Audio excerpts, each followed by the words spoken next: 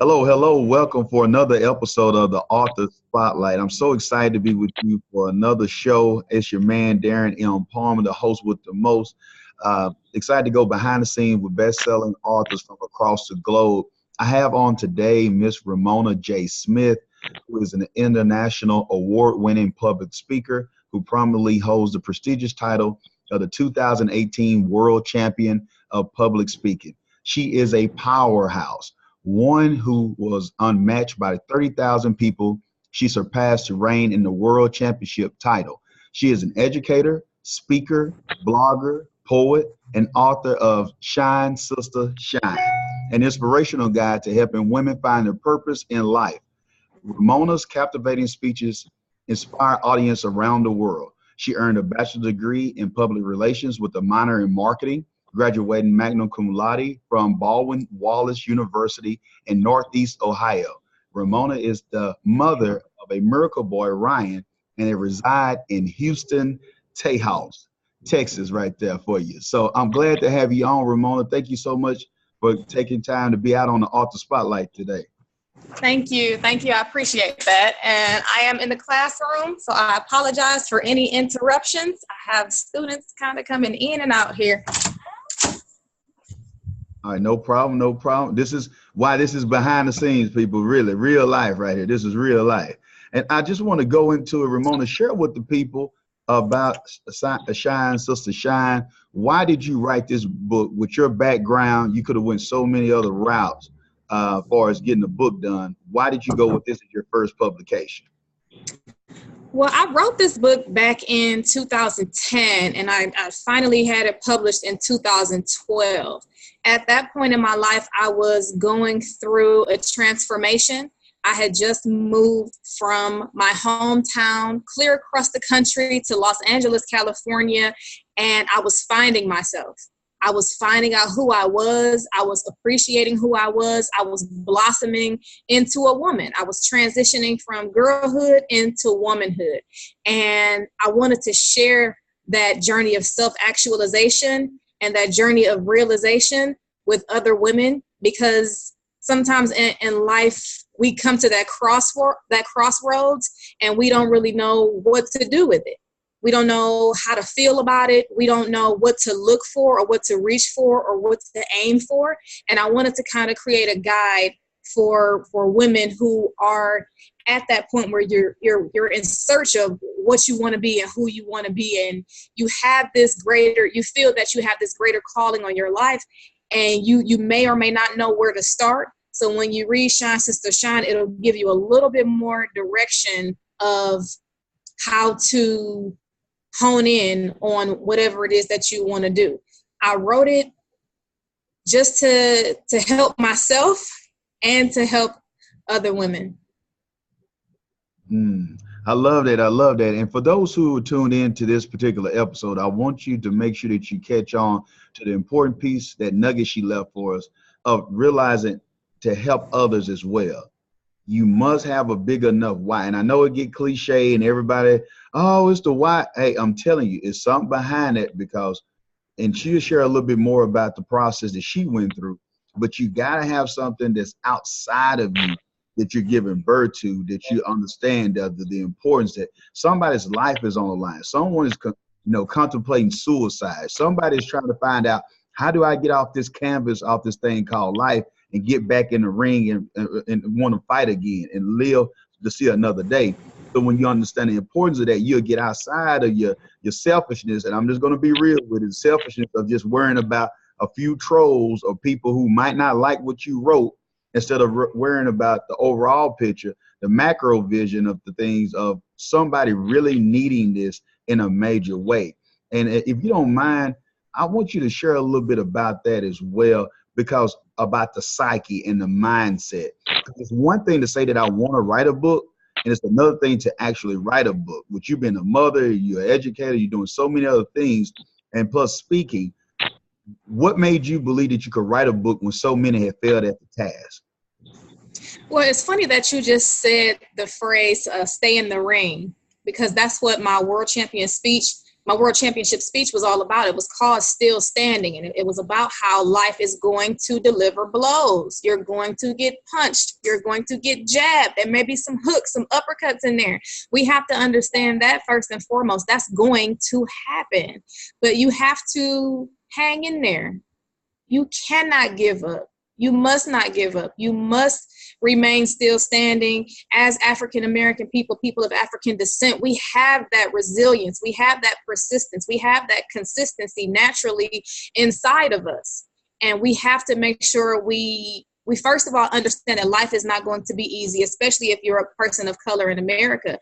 And that once you go through a few things, you use what you've learned from those past fights to keep you still standing in the ring.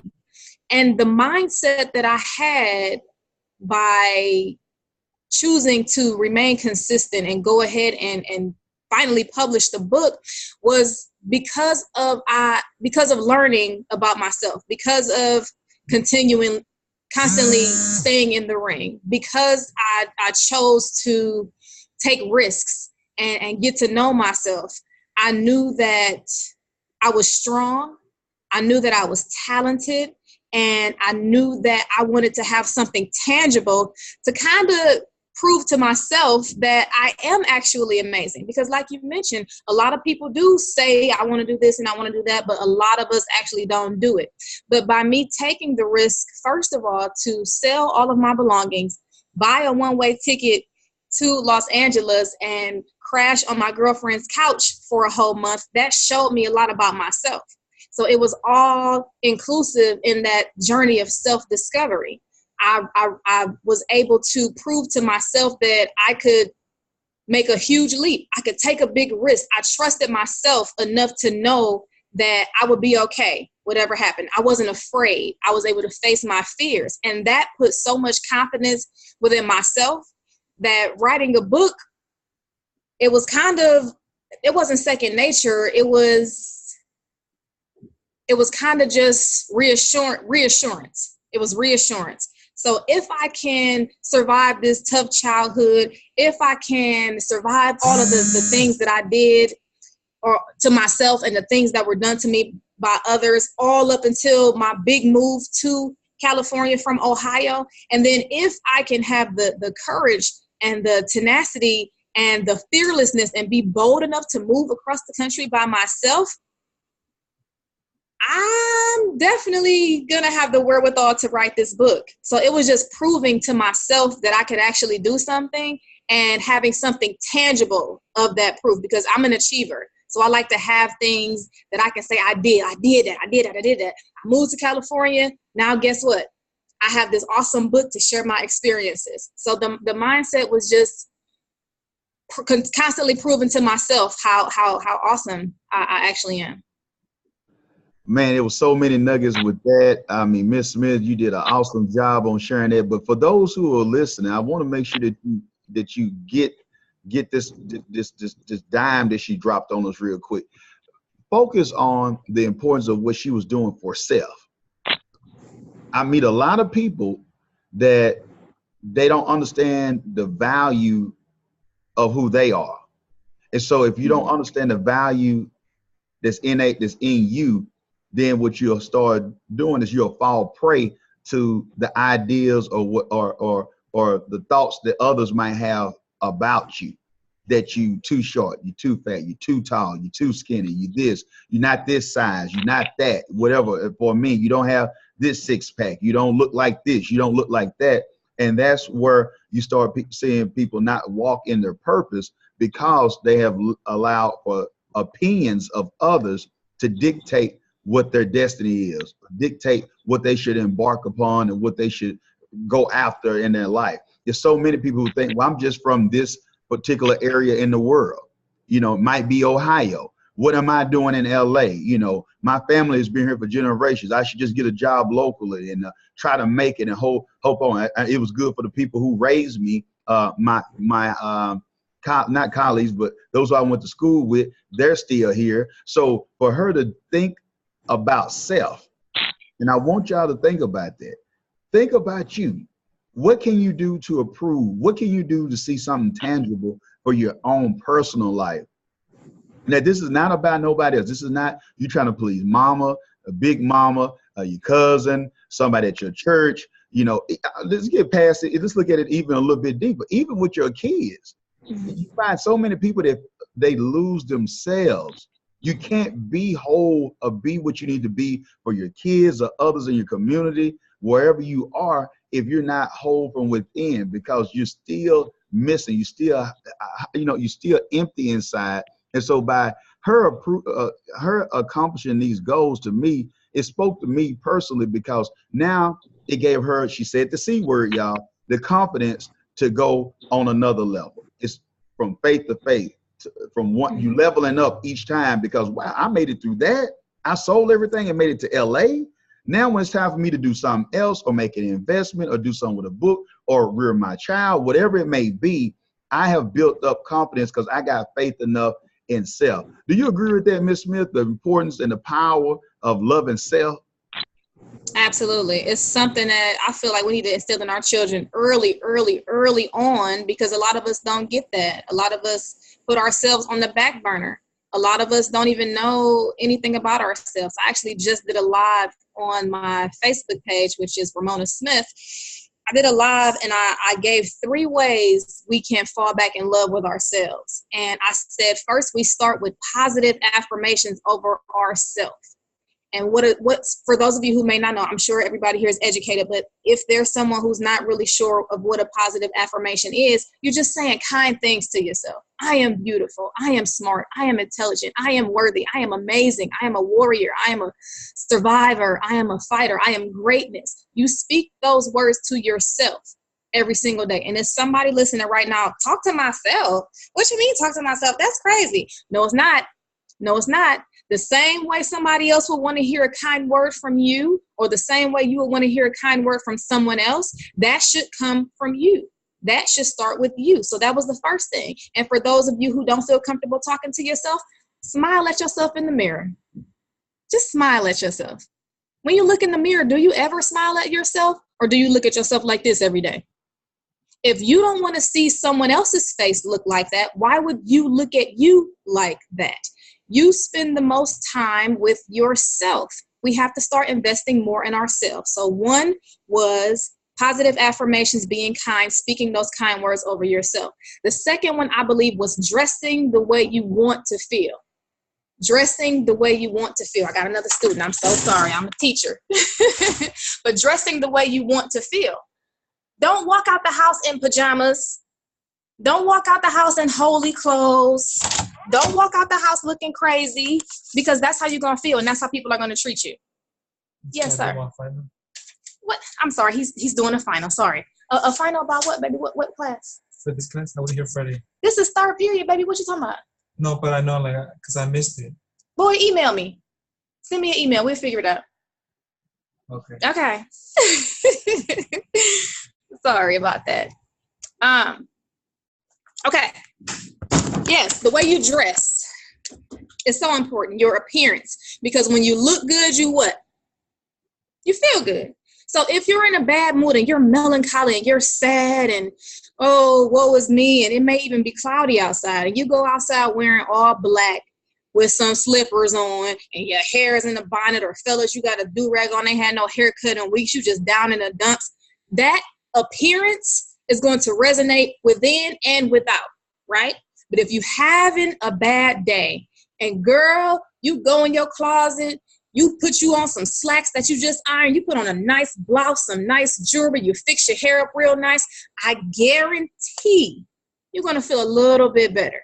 Just a little bit better, okay? If you dress the way you want to feel, that will help so much with your whole entire vibe, with your whole entire energy, okay? Invest a little bit more in your appearance. And I'm not saying go out here and spend $1,000 on a Gucci suit, but I'm just saying when you look good, you feel good. When you look good, you feel good. That's what you two fellas. And I'm trying to think of the last one that I talked about. I talked about dressing the way you want to feel, positive affirmations, and I can't think of the second one, the third one at the moment, but it's all about getting to know yourself. Oh, yes, I have it. It was treating yourself the way you would treat someone that you just fell in love with. That I'm talking about that young love, Darren. That young love when you're 16 years old and nothing else matters, and you just want to spend all your time with that person. You can't wait to get on the phone with that person. You can't, when they name pop up, you like, oh, you know, like that young new love. You going all out. If you when you're young, if you don't have bus fare, you taking a bike to their house. Okay, you stealing your mama car in the middle of the night to try to sneak and go see them. You spending your last to take her to the movies or buy her something for Valentine's Day. The same energy and effort you put into that young or that new love, put into yourself. I buy myself flowers every week. I'm not waiting on no man to buy me no flowers. Okay, I can't wait on someone to treat me the way I want to be treated. That's going to start with me. That's going to start with me. Take yourself out to get something to eat. It might sound crazy. It might look crazy, but you're going to learn to appreciate yourself and what you like. So you won't be that person where he says, baby, where you want to go eat? I don't know. Ramona, where you want to go to eat? I want to go to Perry's. I want some seafood and a martini. I know myself. I know what I want. I know what I like. Learn what you want. Learn what you like. Treat yourself the way you would treat somebody else. So the 3 ways to fall back in love with yourself are: 1, speaking nicely to yourself and smiling to yourself. 2, dressing to impress yourself. And 3, treating yourself the way you would treat that brand new love or the way you treated your 16-year-old sweetheart. Woo! That was fire right there. Make sure you pay attention to that. Don't allow this to go in one ear and out the other. Please make sure that you implement this. This is something that you can do right now. This is something that you can put into practice immediately.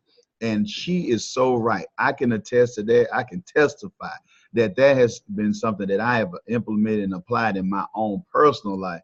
And I'm telling you, I can see the fruits of that labor of putting that work in, even with everybody else. Hey, I write down on mine my goals and stuff as well. Plus I do the affirmation, but I put on a right with after my connection with God.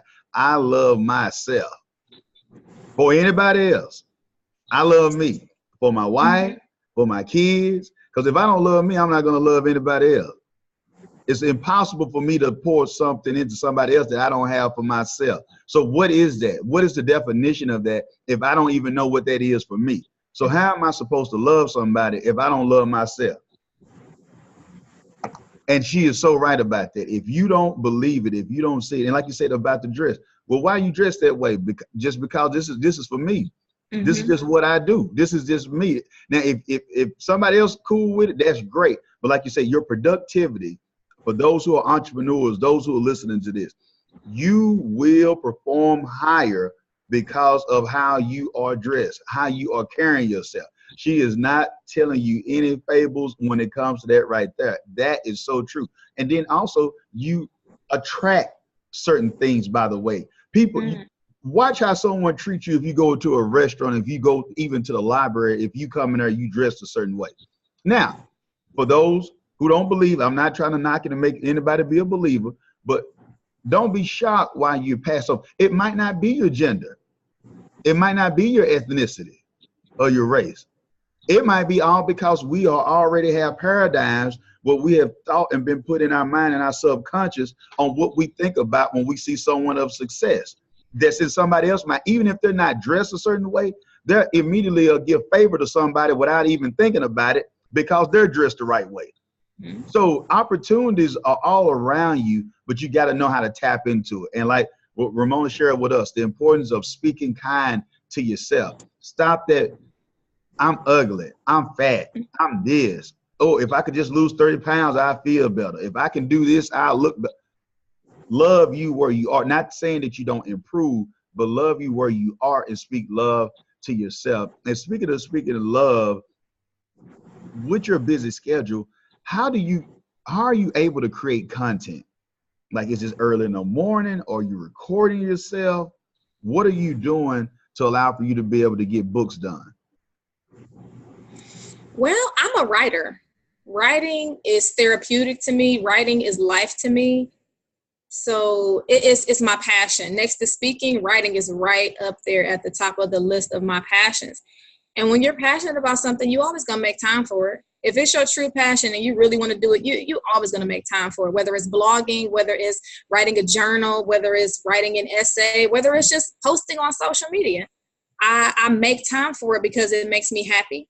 And I know that my words are powerful, and I know that my words have an impact on others, and I know that my words are inspirational. And I have confidence in myself as a writer because I know that that's one of my God-given gifts to write. And I feel like if it's a God-given gift, it's not a gift if I don't give it to you. If I'm just sitting on it and holding on to it, it's not a gift. And I have to share that, and I have to release that. So I have to write every single day, even if it's a 140 character tweet or a Facebook post or a list. I have to write something every single day. I make time for it because it's what I love. Awesome. And I want to get to this because I want to be respectful of your time. Please share with us what has been some of the experiences that you've had as a mother, as an entrepreneur, or as an educator, as far as responses from people by seeing that you got the book done. What did it mean to you to see the reaction from others about you being a published author? Could you share some of that or some of the opportunities or doors that open up for you? Well, just having a tangible product, it separates you from a lot of people. When I wrote my book a few years ago, ebooks were getting popular, Kindles were getting popular, but it wasn't as popular as it is now. Because right now, like I say, I have 10 books, download them all, but it was more effective because I had this book in my hand. And so people respected that more. It opened up the doors to be able to do panel discussions. It gives you that credibility. It gives you that authority behind your name to actually have a tangible product. People look at you like you a real business person or a real entrepreneur because you have the product. You have the finished product. You're not just saying, oh, I'm going to finish my book in 6 months, or, oh, I'm working on this book. It's like, nope, whoop, here. So people respect the fact that you follow through, and it makes them respect you more and show that you're capable of finishing something. It's just like a degree, just like going to college. People like to hear that you applied for college. People think it's cool when you're actually in college, but look at the people's faces when they actually see that degree. Go. That's awesome. And that's what I need to know. And I know that you can tell we just got a little taste of what you do for speaking. For those who are listening, who are looking for a keynote speaker, looking for someone who can come in and do workshops or encourage their personnel, for as those who in corporate, hey, this is the lady that you need to get with. If you don't mind, could you please share how they can connect with you? Shared a little bit earlier about Facebook, I believe, but please share where they can buy the book, how they can connect with you, how they can book you for their next engagement. Absolutely. For those of you who are unfamiliar with me, my name is Ramona J. Smith, and that is my Facebook name, Ramona, Ramona J. Smith. And on Twitter, I'm at Ladybug Speaker, Ladybug like the insect, and speaker like someone who speaks. So at Ladybug Speaker. On Instagram, I'm at Ladybug Speaker as well. Or if you would like to email me, you can email me at theladybugSpeaker@gmail.com. My website is RamonaJSmith.com. If you would like the book called Shine Sistah Shine, it's not Shine Sister Shine, it's Shine Sistah, Sistah, because that's how my auntie used to say it. Shine Sistah Shine. You can find it on Amazon.com, BarnesandNoble.com, and if you are in my hometown of Cleveland, Ohio, there are several libraries and bookstores that carry it as well. If you are indeed looking for a keynote speaker for your next event, your next workshop, anything that is dealing with women's empowerment, leadership, public speaking tips, I am now the 2018 World Champion of Public Speaking. That means as of right now, internationally, I am the best speaker in the world. I just came back from a 3-country tour in the Middle East, speaking about leadership and speaking about how to improve your confidence with public speaking. I'm sharing tips and secrets to becoming a more effective speaker, communicator, leader. I was in Qatar, Dubai, Abu Dhabi, and Oman. I'm headed to Sri Lanka, India, Kuwait, and Bahrain soon. I'm traveling all across the United States and all across the world, sharing my story and my tips. So if you would like for me to speak to your next group, please feel free to send me an email at theladybugspeaker@gmail.com. Man, I'm told you, I ain't leaving unless I'm headed to Cleveland. I'm telling you, there's some good people out that way. I really connect with them. I don't know, it's something about the South in Cleveland that I don't know. It's just like home folks, like some long lost cousins, whatnot. Yeah. For the people in Ohio or whatnot. So I got nothing but love for my people in the Cleveland area. So hey, I want to thank you so much for coming on to the show, Miss Smith. You did a fantastic job. I appreciate you taking time out of your busy schedule. And I want those who are listening to make sure that you take heed to all the things that she shared with us here. This is information that could cost you thousands of dollars that she just gave freely. She gave the gift. She's giving freely. Now it's up for you. It's your responsibility to move forward on what she gave us today and implement it and make an impact in not only your life, but the lives of others. Could you share something real quick for that person, less than 30 seconds, 60 seconds, to that person, that young lady out there, like the old you, might be thinking to herself, I don't know how I'm going to make it. I don't know if I have a story that someone would want to hear. I'm not Oprah. I'm not Steve Harvey. I'm not Michelle Obama. Why should I publish and share my story with the world? Could you speak to that young lady right now? Absolutely. We've been talking a lot about healing. We've been talking a lot about self-discovery. Don't worry about the other people's names, because before we knew their names, they were normal people and still are normal people just like you and I. You need to share your story, to write it down, to get it down, just for healing purposes within yourself. We bottle up a lot, especially as Black women. We bottle up a lot. After we get beat down, we stand back up and just keep moving like nothing happened. We need therapy in some shape, form, or fashion. Writing your book will be therapeutic for you. You will free yourself. You will let it out. You will put it out there in the universe. And guess what? Even in healing yourself, you'll heal others. By you having the courage and the boldness to share your story and the things that happen to you, somebody else reading that will be like, oh my goodness, if she shared her story, maybe I should too. We have to start the healing process. Start it, share your story. Don't worry about anybody else. This is for your healing. This is for your health. This is for your mental well-being. And this is something that you can say that you did for yourself, which is just going to happen to trickle down and bless other people. So don't worry about where you are. Don't worry about what other people think about you. Do it for you. Do it for you. And by doing it for you, it's just going to automatically do wonders for other people. So all you have to do is start writing and follow through. And I guarantee that after you finish it and you have that book in your hand and you open it and you smell it, you're going to be unstoppable. Hey, last word there for my girl, Ramona Smith. She's doing an amazing job across the globe. Girl from Cleveland, Ohio, doing her thing, touching lives across the globe. So if it can happen for Ramona, it can happen for you. Until next time, remember, this is the year for your new book. Be blessed and be great.